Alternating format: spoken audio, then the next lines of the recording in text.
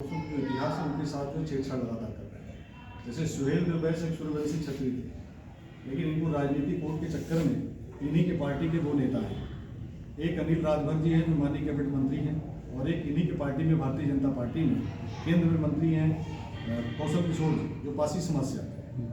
एक कहते हैं कि ये पासी हैं, दूसरा कहते हैं कि राजभर हैं, जबकि ये सूर्यवंशी क्षत्रिय थे सुहेल देव। तो इनकी जाति न बदली जाए, हम सारे समाज का सम्मान करते हैं, इनकी जाति न बदली जाए, इसकी लड़ाई हम लड़ रहे हैं, लगातार आवाज़ उठा रहे हैं सरकार के सामने। और दूसरी जो बात है कि ये जो रिजर्वेशन का बात, जो 10% EWS का रिजर्वेशन है, ये 10% EWS रिजर्वेशन सीधे सवर्णों को नहीं मिल रहा है। जितना जो OBC SC ST को मिल रहा है, मैं कह रहा हूँ कि और बढ़ा दो, मुझे कोई दिक्कत नहीं है। लेकिन जो जनरल के लिए EWS आपने रिजर्वेशन दिया है, उसमें इतने सारे कंडीशन को आपने कर दिए। इसमें कंडीशन एक कर दिया कि जैसे SC ST है, अगर उनके घर में कोई राष्ट्रपति है, प्रधानमंत्री है, IAS PCS, उनके लिए कोई जमीन की कोई मायने नहीं, मकान कहाँ पे है, कितना है, कोई मतलब नहीं है। लेकिन जनरल में एक कंडीशन है कि 8 लाख रुपये से ऊपर आय नहीं होनी चाहिए, 2.5 बीघे से ऊपर खेत नहीं होना चाहिए, 900 स्क्वायर फीट से आपकी वो मकान नहीं होना चाहिए। तो ये सारे कंडीशन क्यों? और दूसरी बात यह है कि आपको जैसा कि पता है कि UPSC में और तमाम ऐसे परीक्षाओं में जो सवर्ण अभ्यर्थी हैं वो परीक्षा नहीं दे पाए, क्योंकि 2 साल कोरोना खा गया।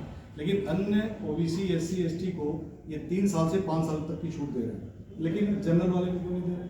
जनरल वालों ने कौन सा महापाप कर दिया कि इनको नहीं दे रहे?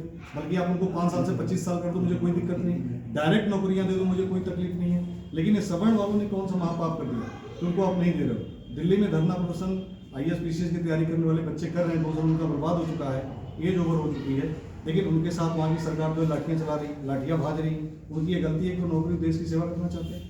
तो इन तमाम ऐसे मुद्दे हैं जो इतिहास संरक्षण की बात हुई। एट्रोसिटी एक्ट में भी आप देख रहे हैं कि लगातार अब इसमें व्यापार हो गया।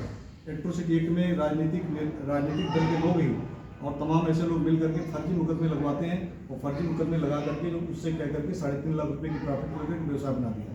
तो मेरे कहने का मतलब है कि एट्रोसिटी एक्ट में अगर कोई गुनहगार है, आप उसको फांसी दे दो, चौराहे पर गोली मारो, मुझे कोई दिक्कत नहीं है। लेकिन अगर किसी के मात्र आरोप लगा देने से, गलत लगा देने तो 6 महीने जेल जाएगा, जब वो जेल से लौटेगा तो क्या करेगा?